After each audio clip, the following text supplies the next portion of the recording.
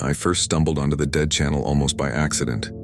I had been flipping through the static-riddled frequencies of my old analog TV late one night, mostly out of boredom or maybe curiosity.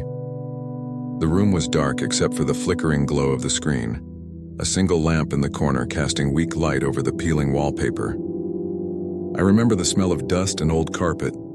It was comforting in a strange, nostalgic way. I didn't expect to find anything unusual, but when I hit the frequency around 102.7 MHz on my homemade tuner, the static solidified into something that sounded almost coherent. It started as faint murmuring like a low conversation behind a thick wall. My first thought was that some neighbor had a weird radio or speaker setup, but then the murmurs formed words, or something resembling words. I sat up straighter, pressing my ear closer to the tiny speaker built into my TV. The room was silent except for the hiss of the channel. There it was again, a voice distinctly human but wrong in some way, dragging syllables out in a slow, deliberate tone. He sees you. I froze, my heart jumping. I lived alone and I knew the walls were thin, but no one should be able to hear me from this side. The words didn't make sense yet, but I could feel the message being shaped for me specifically, as if the air itself had been listening. My logical mind screamed at me. It was interference, some trick of sound waves bouncing in the room.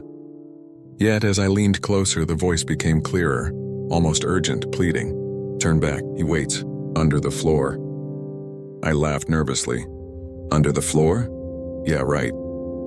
I flipped the tuner off and leaned back on the sagging sofa, thinking maybe I'd had one too many beers, or maybe exhaustion was finally getting to me. But the unease lingered, crawling under my skin like cold water. I shook it off, telling myself I'd check it properly in the morning. The next day, I couldn't stop thinking about it. I found myself circling the house, inspecting the floors and the walls, trying to trace any possible source of the sound. I opened the cabinets, checked the basement hatch, even tapped on the floorboards. Nothing, just the usual squeaks of an old house settling. And yet, as night fell, the memory of that voice replayed itself, louder and more insistent in my mind. That evening, I turned the TV back on, carefully tuning through the frequencies.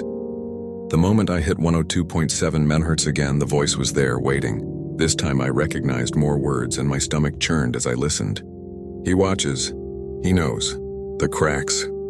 I felt a prickling at the back of my neck, a cold sweat forming. The words were fragmented, almost like someone was trying to communicate through broken channels, through layers of interference, using the static as a medium. I grabbed a notebook and started writing, desperate to capture the phrases before they disappeared. Each sentence seemed more urgent than the last, and an indescribable dread began to root itself in my chest. I lost track of time, caught in the crawl of the channel, scribbling phrases that made no logical sense but made perfect sense in the context of fear. Listen, under. Floorboards. Cannot see him. A sudden noise behind me made me jump. The floor creaked above the basement hatch, a place I never used. My pulse spiked and I told myself to calm down. It's an old house, I repeated. But the voice intensified, almost as if it were aware of my fear. The static became heavier, the whispers multiplying, overlapping, forming what sounded like dozens of voices all trying to speak at once. Panic clawed at me. I turned the tuner off and ran to the bathroom, locking the door. My reflection in the mirror looked like mine, but wrong, like the shadows behind my eyes were moving independently. I took deep breaths, counting to 10. Still, I could hear faint murmurs leaking from the walls themselves. Sleep was impossible. Every time I closed my eyes, the voices crept in, carried on the wind that whispered through the old cracks in the plaster. They spoke in languages I didn't recognize, sometimes English, sometimes something garbled and horrible. They promised things I didn't understand, warned of dangers I couldn't identify, and sometimes, just sometimes, they called my name. It was on the third night that the scratching began. Light at first, almost polite. I thought perhaps a rat had found its way in, but the sound came from below the floorboards in my living room, directly beneath where I had been sitting the first night. Scritch, scratch, scritch. It moved slowly, deliberately, tracing patterns across the old wood. I tried to ignore it, telling myself I had imagined it, but the voice returned simultaneously with the sound, whispering, "He waited beneath the boards. Your eyes are blind." I couldn't sleep anymore. I left the TV off, unplugged every device, and still the murmurs found me. creeping through the walls, through the air, even in my mind. I began to write the phrases down compulsively, filling notebook after notebook, each page darker than the last. I realized, horrified, that the words were changing on their own, evolving as if the channel itself was learning about me.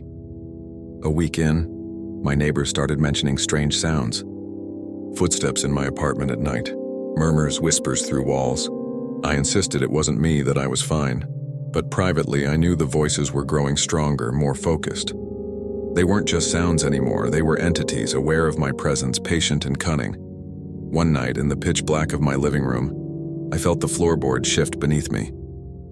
I froze. The voices fell silent, replaced by a presence heavy and oppressive that pressed down on my chest. I tried to move, but I couldn't. I could hear it breathing, close enough that the vibrations rattled through the floor. Then a single word emerged from the blackness, clear and unmistakable. "Look." Against my better judgment, I shined a flashlight at the floor. The beam landed on a crack I had never noticed before, running along the length of the living room. Something was moving beneath it. Something alive. And then, in a whisper so close I felt it crawl across my eardrum. "Join us," I ran. I didn't stop until I was in the hallway, every muscle trembling. I called a friend, begging them to come over, but as I spoke, the phone line went dead. The static returned through the earpiece, forming a voice I could recognize immediately. My own. It was repeating my words, mocking, distorted, alive. I hung up and backed away from the phone as if it were burning. That night, I slept in the bathtub, curled up like a child, the voices still whispering, always whispering. Over the next month, the dead channel became my reality. I couldn't eat, couldn't sleep, couldn't leave the house for fear of what awaited outside. The voices didn't just speak, they guided me, manipulated me. They made me listen to the floors, to the cracks, to the spaces between walls. Every sound became a message, every shadow a warning. I stopped trying to rationalize it. Logic had nothing here. This was a new plane of existence, one that had noticed me, and it was patient. And then the dreams began. I would wake in the middle of the night to find the floorboards lifted, not by human hands, but by something beneath them, peering at me, waiting. I could feel eyes on me even when I closed my eyes. Sometimes in those dreams, the channel spoke directly. "He sees through you. The cracks, join." One night, as I sat alone, notebook in hand, I heard a voice so close it sounded like it was inside my skull. "Come down, the floorboards. The dead are waiting." I couldn't resist. I approached the living room floor, flashlight in hand, trembling with anticipation and fear. I pressed my ear to the boards and listened. Beneath me, a chorus of whispers, hundreds of voices, hundreds of souls, all calling, all waiting. My flashlight flickered, and then silence. I don't know how long I stayed there, suspended between the living room and whatever lay beneath, listening. And now, as I write this, I can feel it again. The dead channel is not just a frequency, it is a presence. And it knows you even as you read these words. The voices are patient, they wait. And sometimes when the static curls around your ears and the shadows grow long, you might hear them too. And if you do, don't answer, because the floorboards are always listening. I thought I had seen the worst with the first encounter on the dead channel. I was wrong. There's a difference between hearing voices and knowing they are watching you, and I would learn that difference the hard way. It started after I moved into a new apartment, something smaller, quieter, an attempt to escape the old house that had become a prison of static and whispers. The walls here were thin, the floors cheap, but I told myself it didn't matter. I didn't need the TV on. I didn't need to touch the tuner. I didn't need to listen. Yet deep down I knew that avoidance wasn't a cure, it was temporary. 2 nights after moving in, I found myself unpacking in the living room, surrounded by boxes of old notebooks, scribbled pages, each filled with the fractured words from the first channel. I hadn't looked at them in months, trying to pretend the voices had been a hallucination, a symptom of insomnia or stress. But when I stacked the notebooks on the table, a single page slipped out. The words on it were not mine. "He's closer, hiding in the shadows, under the floor, and that we wait." I stared at the paper, my pulse hammering. I didn't touch it. I didn't breathe. And then I heard it, the faintest crackle from the radio in the corner. I had forgotten it was still plugged in. I hadn't even turned it on, yet there it was. The soft, malicious hiss of static like a shiver traveling through the air. "You can't leave. You can't run." I spun around. Nothing. just the faint hum of electricity and the settling noise of an old building. I tried to convince myself it was coincidence, an old building settling, a trick of nerves, anything. But deep down I already knew. The dead channel had followed me. I set up a makeshift camera in the living room that night, my hands shaking. I wanted evidence, proof that I wasn't losing my mind. I turned off all lights, closed my eyes for a moment, and listened. The voices started almost immediately, soft at first, almost polite. Then more urgent, as if realizing I was listening. "Look, we are here. We wait for the cracks." I opened my eyes. The room was empty, but the shadows were wrong. I saw shapes that didn't belong, flickering in the corners of my vision, disappearing when I tried to focus. The static from the radio grew louder, forming syllables, sentences, fragmented warnings. "Don't look or join. The dead are patient." Sleep became impossible. I stayed awake for days, running the cameras, listening, scribbling notes, trying to find a pattern. Each night, the voices grew stronger, clearer, and somehow more personal. They weren't just speaking, they were studying me, learning me. They knew my habits, my fears, even my thoughts before I had them. On the fourth night, I noticed movement in the hallway. At first, I thought it was my imagination, just shadows cast by the streetlight through the blinds. But then the scratching began, light at first, then heavier, deliberate. Something or someone was pacing just outside my bedroom door. I whispered to myself that it had to be rats, a loose panel, something mundane. Yet the voice spoke through the static. "He sees, you cannot hide." I bolted from the bed and grabbed a kitchen knife. The hallway was empty. The floorboards were undisturbed, and yet I could feel the weight of something pressing down from above, behind the walls, everywhere at once. The voices whispered from every direction, calling my name, mocking me, daring me to investigate. By the sixth night, paranoia had consumed me. I didn't leave the apartment. I barely ate. My reflection in the mirror was changing, subtle at first, then more pronounced. My eyes seemed hollow, my skin pallid, and shadows twisted unnaturally across my face. The voices weren't just in the radio now, they were inside my head, chanting, whispering, begging, laughing. I realized something terrifying. The dead channel didn't just transmit through devices. It transmitted through me. I became the receiver, the amplifier, the messenger. My thoughts weren't my own. I would catch myself thinking in fragmented phrases, repeating the warnings I had tried so hard to ignore. "Look under the floorboards," he waits. "We are patient." The scratching returned, louder this time, echoing through the walls, under the floor, above the ceiling. I tried to flee, to escape, but the doors wouldn't budge. The windows were sealed tight. The air felt thick, heavy, crawling with invisible eyes. I understood then. The dead channel had become more than a broadcast. It had become a trap. I attempted to destroy the radio, smashing it with the knife. The static only laughed, and through it I heard my own voice. It was me, but distorted, layered over dozens of other voices. "You cannot break us. We are patient. You belong." I fled to the bathroom, locking the door. I held my knees and listened. The floorboards beneath me groaned. The walls whispered. And then I heard something that made my blood run cold. Footsteps behind the wall, pacing slowly, deliberately. I pressed my ear against the cold tiles. The voice whispered again. "He knows. We are coming. Join us." By this point, I was hallucinating constantly. I saw shapes moving behind every surface, glimpsed faces in shadows that twisted into grins before disappearing. The voices spoke in languages I didn't know, but the tone was clear. Malice, curiosity, hunger. It wasn't just a broadcast anymore. It was a sentient entity, alive and aware. I began to understand what it wanted. It didn't care about my body, not yet. It wanted my senses, my mind, my perception. It wanted me to see the cracks in the world, to listen through the walls, to join the chorus of voices trapped forever between signal and silence. One night, in a delirious panic, I decided to confront it. I crawled to the center of the living room, flashlight in hand, my body trembling.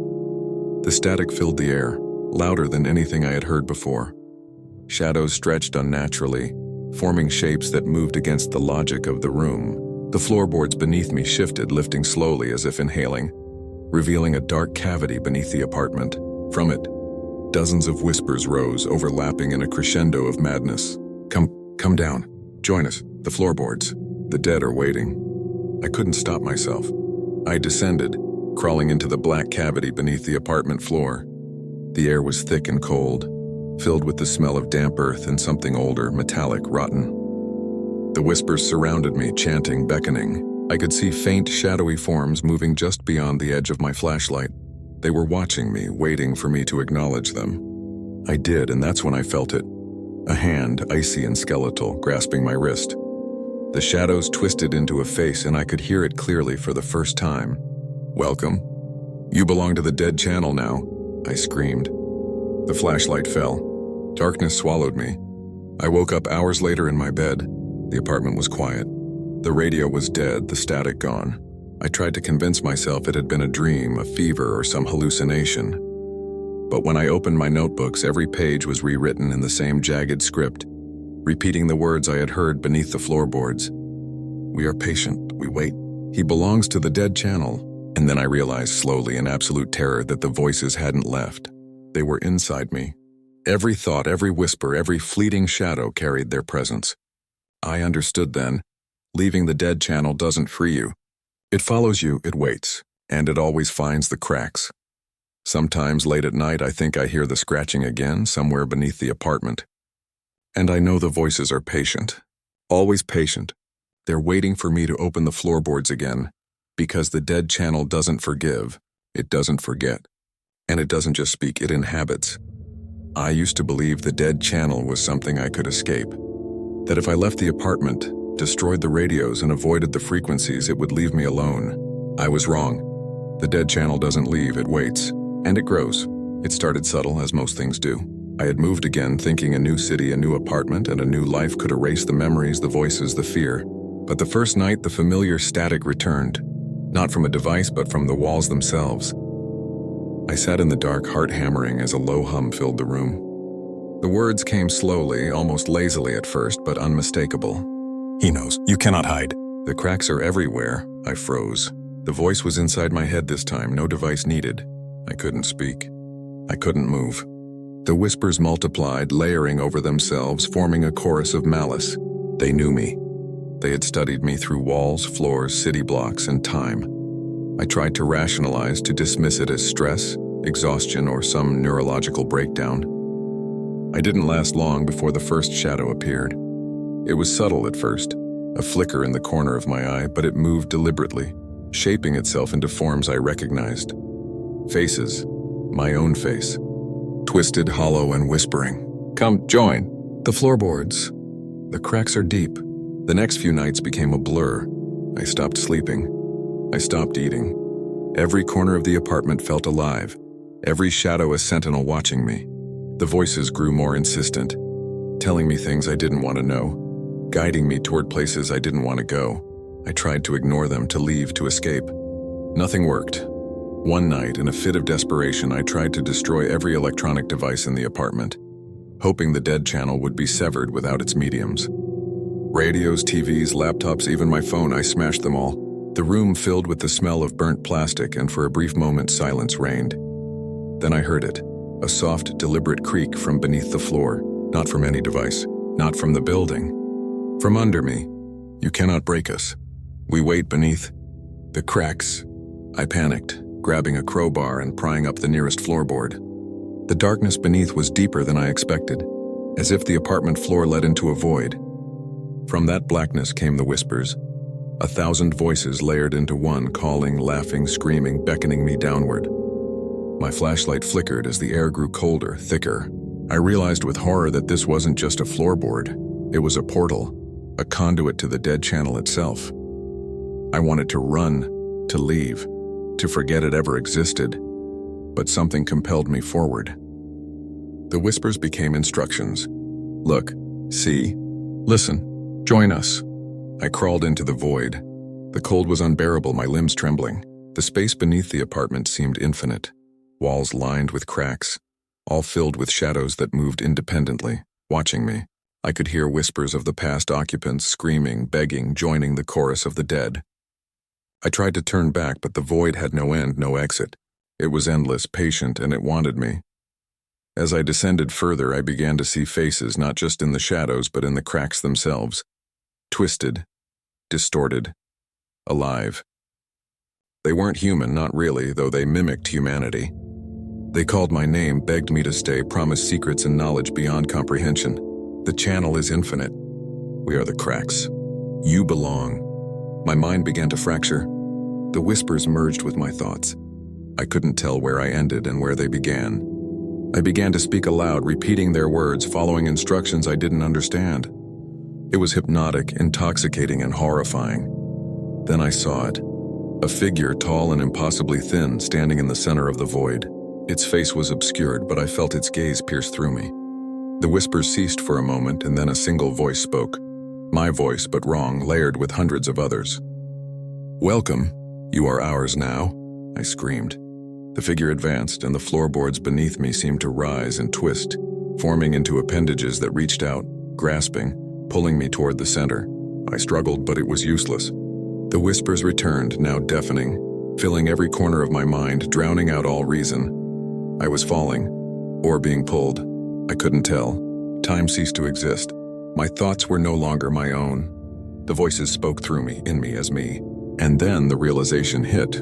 This was the dead channel. Not a frequency, not a broadcast, not a device. A dimension, a living entity, infinite, patient, consuming. Hours, or was it days? Later I awoke. I was back in my apartment, lying on the floorboards I had pried up. Everything seemed normal. Too normal. The room was quiet. The city outside was silent. But the notebooks? They had returned, filled with new words I didn't recognize, phrases I hadn't written. He sleeps, but listens. The cracks are patient. And the worst part? I could still hear the faintest whisper just behind my ear, even in the silence. You are ours. The dead channel waits. I tried to leave. I packed my bags, fled the apartment, moved cities, changed jobs, even changed my name. I thought distance would save me. It didn't. Every device I own hums faintly with static now. Every shadow in my apartment seems to linger too long, and sometimes, in the dead of night, I hear the scratching. It's patient. It waits, and it knows. I've learned something essential about the dead channel. It doesn't need to speak to you directly. It doesn't need a tuner. It doesn't need walls or wires. It exists wherever you exist, in the cracks of your perception, the shadows of your mind, and once it finds you, it doesn't let go. I hear the whispers now, always. Faint at first, then growing, coaxing, guiding. Sometimes I respond, sometimes I ignore. But I know the truth, the dead channel is infinite. It is patient. And one day it will call me again to the cracks beneath the world. When that day comes, I will descend. And perhaps if I am lucky, or unlucky, I will finally join the chorus of voices that waits patiently beneath the floorboards of reality itself. Until then, I write this to warn you. If you ever stumble across the frequency, if you ever hear the faint whisper in the static, do not respond. Do not seek it. Do not listen. The dead channel is patient. It waits for cracks. And it always finds them because the voices, they are eternal.